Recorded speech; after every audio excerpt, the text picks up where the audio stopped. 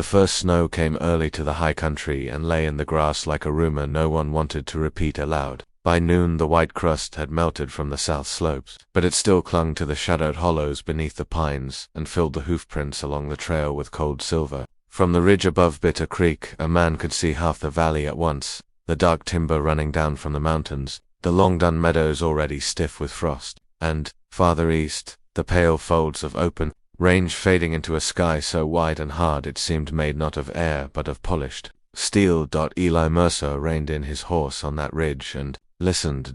There were sounds a man trusted and sounds he did not. The creak of saddle leather belonged to the first kind, as did the slow breathing of a horse that had climbed a steep grade and knew its business. Wind and pine needles was honest too, even when it spoke low and mournful, because it said only what the mountain gave it to say. But a valley held other things, a loose board flapping somewhere it should not, a dog that barked once and then no more, the far report of a rifle, flattened by distance until it sounded like somebody knocking at a shut door.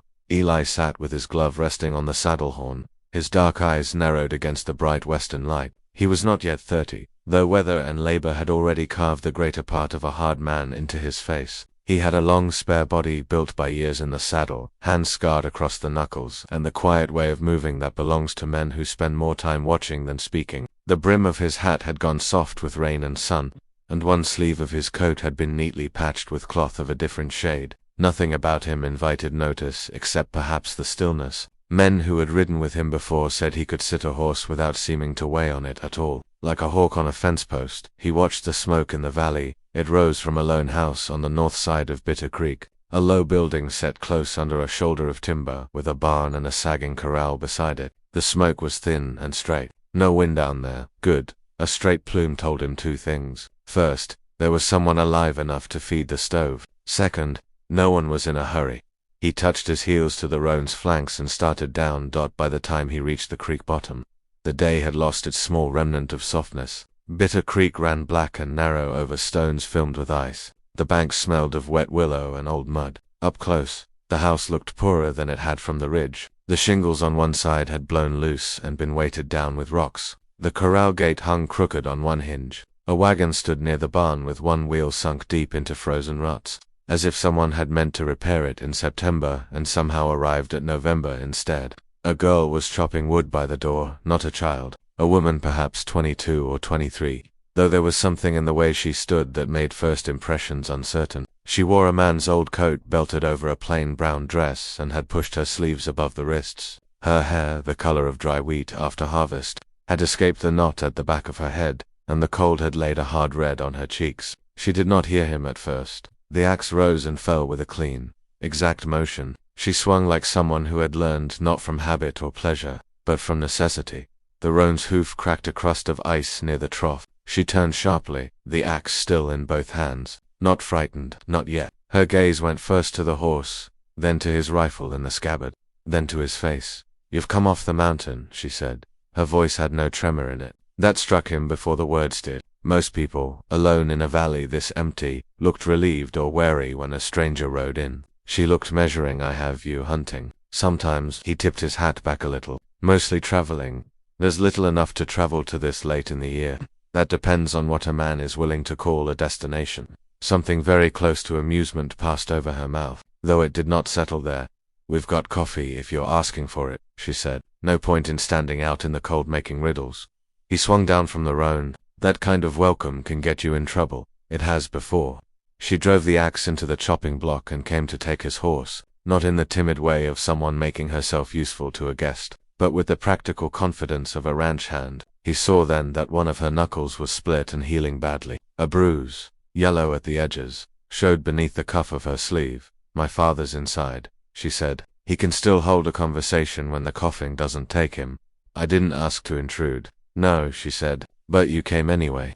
Inside, the house smelled of pine smoke, boiled beans, and sickness. A Castian stove glowed in one corner. Skins hung over the draftiest wall. A table stood under the window, scrubbed clean though scarred by years of use. In the narrow bed near the stove lay a man whose bones looked sharper than the blankets covering them. He had once been broad through the shoulder, that was plain enough, but fever and coughing had hollowed him. Grey stubble shadowed his jaw. One hand, knotted and big, rested on the quilt as though he had forgotten what work was and still expected to wake to it. He looked up when Eli entered. "Afternoon," the man said, then coughed until his whole chest shook. "Afternoon. My daughter says you're passing through. That a fact?" "It is today." The old man studied him with the frank suspicion of the West, where every stranger might be a fool, a thief, or a chance sent by Providence. "Name?" "Eli Mercer." "Mine's August Vale. This is my daughter, Nora. I gathered she belongs here," Eli said. That almost won him a smile from the old man. "Sit down, Mercer. A traveler standing always looks ready to leave. I mistrust men who do that with coffee waiting." Nora had already poured from the blackened pot. Eli took the cup. It was strong enough to float a horseshoe and hot enough to sting through the chill lodged in his hand. He drank and let the warmth settle. August Vale watched him over clasped fingers. "You local?" "No, have been law." "No, outlaw." "Not lately." This time Nora did smile, small and unwilling though it was. Her father made a rough sound that might have been approval. "Then you'll do for company."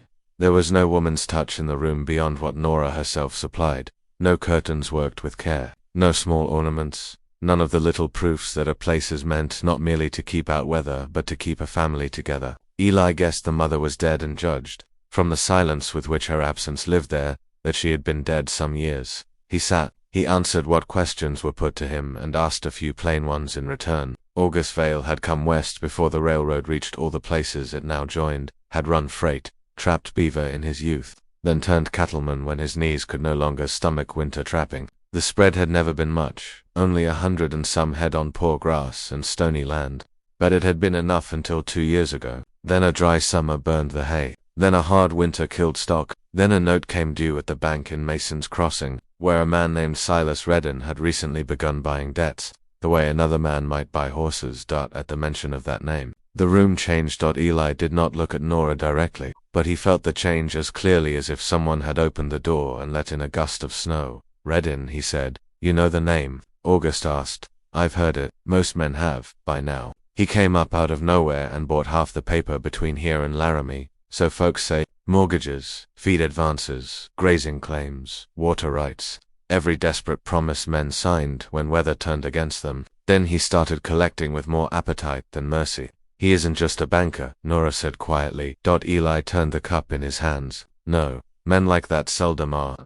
August's breathing had grown more labored from talking. Nora adjusted the blanket at his chest. The tenderness in the gesture came out sharp because nothing else about her manner invited soft judgments. She was a woman who had learned to carry pails, mend fence, and keep a loaded rifle near the door. And somewhere along the way the world had mistaken that for hardness. Eli had seen the difference before. Hardness was easy. Endurance cost more. "How long has your father been sick?" he asked. "Near a month," she said. "Worse, these last 10 days, Doc. In Mason's Crossing. You fetch him." She shook her head. "I went once. He was gone south to a mining camp. By the time he got back, I had no money to bring him here." Eli said nothing. A man could hear want in a person's voice the way he heard water under thin ice. August coughed again and pressed a hand to his ribs. "What brings you this way, Mercer?" "Men don't drift into Bitter Creek unless they've got poor luck or unfinished business. Maybe one and maybe both." The old man's pale eyes sharpened. "You ride with any crew?" "No." "You're looking for work?" "Sometimes." Nora rose from the stove and crossed to the shelf above it. She took down a tin plate, cut to pieces of cornbread, and set one before him without ceremony. "Then stay through supper. We can offer that much before we begin asking the price of your honesty." He looked at the bread, then at her. "You assume it's expensive." "I assume all useful things are." Outside, dusk came early and blue. The mountains held the daylight after the valley gave it up, so that the high snowfields still glimmered while the creek bottom went dim and smoky. Eli fed and rubbed down the roan, then stood a while by the corral, watching the dark gather under the pines. He had not intended to stop at Bitter Creek 3 days earlier, on the South Platte Trail. He had merely heard the name Silas Redden in a saloon where men were quicker with whiskey than with sense. Someone had spoken of a rancher up north refusing to sell and of Redden sending to riders to persuade him. Someone else had laughed and said persuasion was cheaper than formal foreclosure if a man was willing to dirty his boots. Eli had listened because he had known Silas Redden once, before the man learned that ownership by signature was less dangerous than ownership by gun, and more profitable. He had ridden on that scrap of talk because he was tired of learning too late what kind of life men like Redden left behind them. Nora came from the barn carrying an armload of straw for the chicken shed. She moved through the twilight with the assurance of someone to whom darkness was no novelty. When she saw him by the fence, she did not start. "You can still leave before morning," she said. "No, my father likes people to easily. That isn't the worst fault a man can have. It can be where we live." He rested both forearms on the top rail. "You think I'm here for your stock?" "What stock?" "We've 12 cattle fit to mention and 3 half-wild horses." "No, if you were that sort, you'd have robbed us before coffee." "Then what sort do you think I am?" She spread the straw with her boot before answering. "The sort that rides toward trouble instead of away from it. I haven't decided yet whether that means courage or vanity." He gave a quiet laugh. "Has the difference mattered, in your experience?" "Yes. Vanity leaves sooner." The moon rose late and thin. Supper was bean stew with strips of salt pork and onions cooked down till they nearly disappeared. August ate little and talked less. More than once he drifted in and out of sleep in his chair, waking with a start as if ashamed to have done it. Nora patched a shirt by lamplight after the dishes were rinsed. Eli, seated near the stove, drew a whetstone down the edge of his knife and let the scrape fill the room. At length August stirred. "Mercer, yes. If a man had a debt with Redden and no coin to pay, what would you say he ought to do?" Nora lifted her head sharply. "Papa, no, let him answer. I'm weary of hearing only my own thoughts." Eli set down the stone. "I'd say it depends whether the debt is lawful and whether the man collecting it keeps to the law." August's mouth twisted. "Lawful enough on paper. Everything that devil does is lawful on paper, and off paper." The old man's eyes shifted toward the window where night had become a black mirror. "Off paper he sends fellows named for animals or weather. Wolf Harlan, Pike, Brody, men that grin before they strike a body. They've ridden by twice in the last week. Didn't dismount. Just made sure we saw them. Last time one of them told Nora to be ready for company once the note came due." Eli looked to Nora. The bruise under her cuff returned to mind with a different shape around it now. She did not lower her eyes. "I told him to ride closer if he wanted his teeth broken." August closed his own eyes briefly, whether from pain or pride, Eli could not tell. She said worse than that. "They deserved worse." Nora said, "When is the note due?" Eli asked. 3 days. He nodded once. No one spoke for a while after that. The stove ticked as it cooled. Wind moved around the corners of the house like something trying every seam. Eli bedded down on a buffalo robe near the door. His saddle rolled beneath his head. The last thing he saw before sleep took him was Nora lowering the lamp wick and standing for a moment in the half-dark. One hand braced on the table, not in weakness, but in thought. Her face at such times seemed older than her years, then younger all at once when she looked toward her father's bed. He woke before dawn to the sound of coughing and the smell of snow. The storm came in from the northwest. Not heavy, but fine and relentless, dusting the yard, whitening the wagon tongue, softening the ruts. Eli split kindling while Nora milked the cow and broke ice in the trough. August could not rise. His skin had gone hot and flushed. When Eli laid the back of his hand to the old man's forehead, the fever there made its own argument. "I'll ride for the doctor," he said. Nora shook her head before he had finished the sentence. "Mason's Crossing is 30 miles. In weather like this you'll waste a day, then I'll waste it. You don't even know if he'll come." That's his answer to give. She set down the pail more sharply than she meant to. "Why?" The question stood between them, stripped clean of politeness. Not why ride for the doctor. Why involve yourself at all? Eli tightened the cinch on the roan and did not answer at once. Snow was gathering along the horse's mane, bright and granular as salt. At last he said, "Because men have died while others were deciding whether to help them. That still doesn't explain you." "No," he said, "it doesn't." Mason's Crossing sat low in a cut of land by the river, with a main street wide enough for freight teams and muddy enough to swallow them in spring. By the time Eli rode in, the storm had thinned to a dirty sky and a mean wind. He found the doctor at his office, packing bottles into a valise with the distracted haste of a man always behind need. "Bitter Creek," the doctor said. "August Vale. I've been told. I was there 2 weeks ago. Pneumonia, likely, or near enough. He needs warmth, broth, and lungs younger than the ones he owns. Can you come?" "I can. I can't promise much." "Promise the attempt."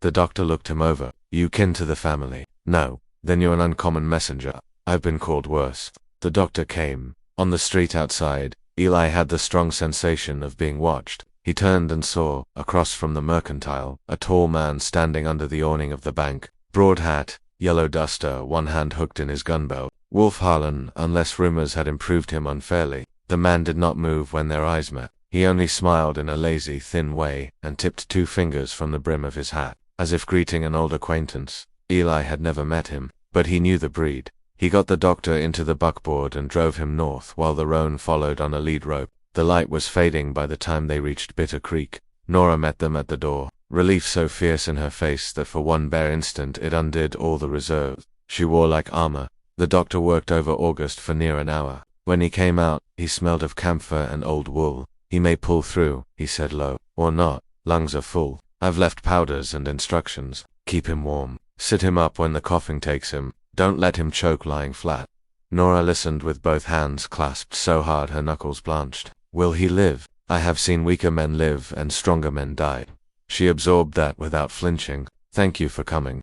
Thank him, the doctor said, nodding toward Eli. I came because he asked, like there was no room in the world for refusal. After the doctor left, night settled hard. Nora moved through the house with the grim concentration of a field nurse. Eli fetched water, split more wood, and when August's breathing eased a little, he sat by the door cleaning his revolver. At length, Nora lowered herself onto the bench opposite him. She looked worn clear through, as if fatigue had burned off every needless expression and left only the truth. I owe you an apology, she said. For what? For thinking the worst. He looked at the oiled cloth in his hand. You had reason. I still do. That almost made him smile. Good. She folded her arms on the table. The man in town. Did you see one of Redden's riders? Yes. Which? Big fellow. Yellow duster, Wolf Harlan. You know him. I know enough. Her gaze shifted to the black window. He came here in August when my father was still strong enough to throw a man out the door. Wolf laughed at him afterward, laughed while wiping blood off his lip. And your father sat in that chair with his knuckles broken and said he'd do the same again once his hands healed. Eli studied her. And you? I learned where the shotgun was kept. The next morning brought clear cold and a sky of pitiless blue. Snow lay in every crease of the valley, not deep, but enough to reveal all traffic. Before breakfast, Eli found fresh tracks on the east trail. 2 horses, ridden to within a quarter-mile of the house, then turned away. He crouched and touched the compressed snow. Still made it dawn when he returned. Nora was standing in the doorway with the shotgun in her hands. You saw them? He nodded. Did they see you? Probably. She held the gun correctly. That told him she had practiced more than once in secret or in need. If you mean to leave, she said, leave before they come back with friends. I won't think the less of you. Would you think the more of me if I stayed? No, her voice was steady. But I might remember it longer. He looked past her to August, asleep in fever with one arm flung outside the blanket like a man drowning in his own bed. Then I'll stay. She gave no thanks. That too he respected. For 2 days nothing happened. That was the way of fear in open country. It rode ahead of violence, made room for it at the table, and often exhausted a body more surely than the blow itself. Eli repaired a section of fence half buried under drifted snow. He chopped wood. He cleaned the barn. He rode the near pasture and found where 3 head had slipped through a broken place in the line. Nora worked beside him when she could be spared from the house. They spoke little while labor lasted, but silence changed shape between people who had begun to trust the usefulness of one another.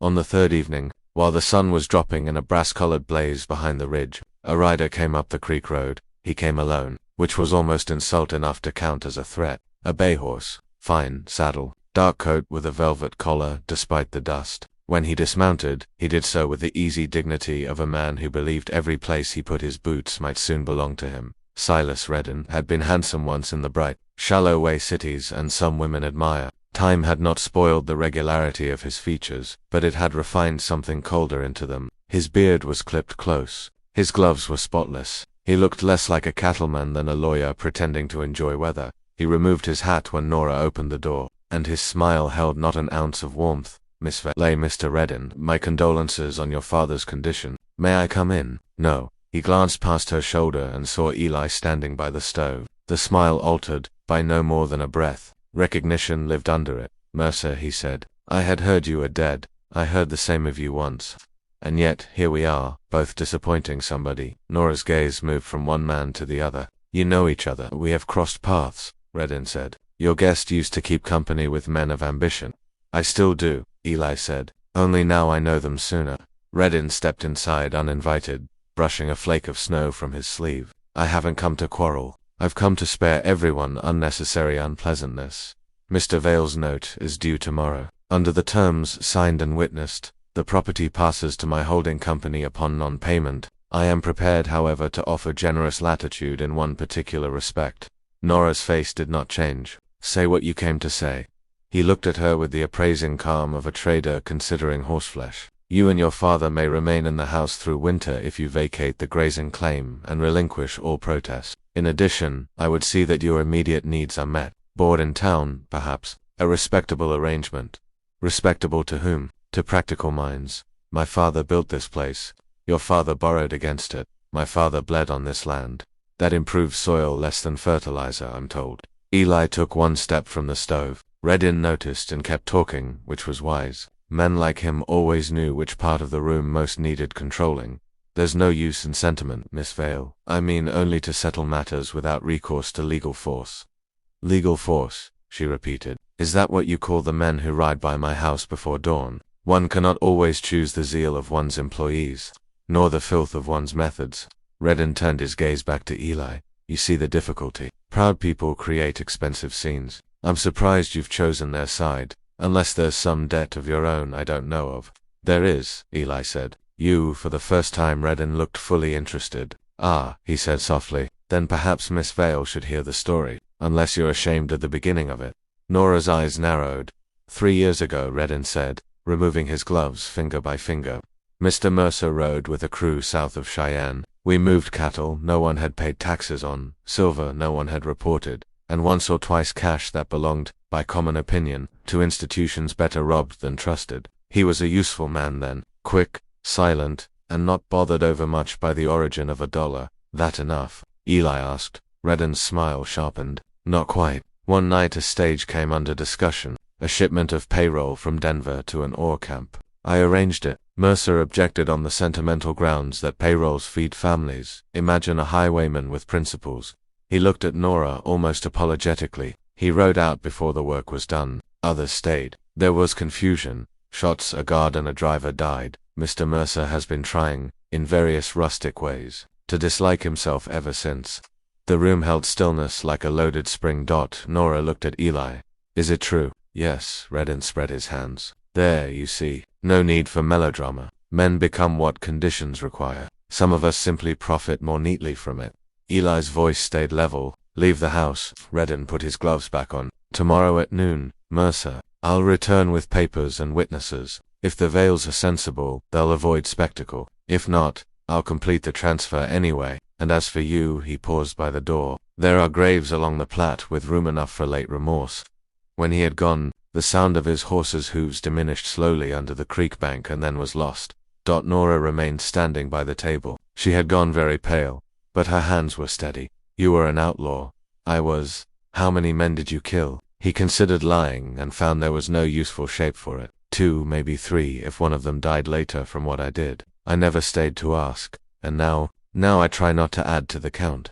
August stirred in the bed and began coughing again. Nora crossed to him immediately, lifting him, holding the cup to his mouth, doing with care what needed doing. She did not look at Eli again until her father slept. You should have told us, she said. You should have asked. That's a coward's answer. Yes. The word stopped her more surely than any defense would have. She stood by the bed, hair loosened from its pins, face hollowed by lamplight and strain. Will he come with men? She asked. Yes. How many? Enough to believe they won't be resisted. And will you stand here with us tomorrow? Yes. She searched his face as though trying to see whether truth, once cracked, could still be trusted in pieces. Why? She said again.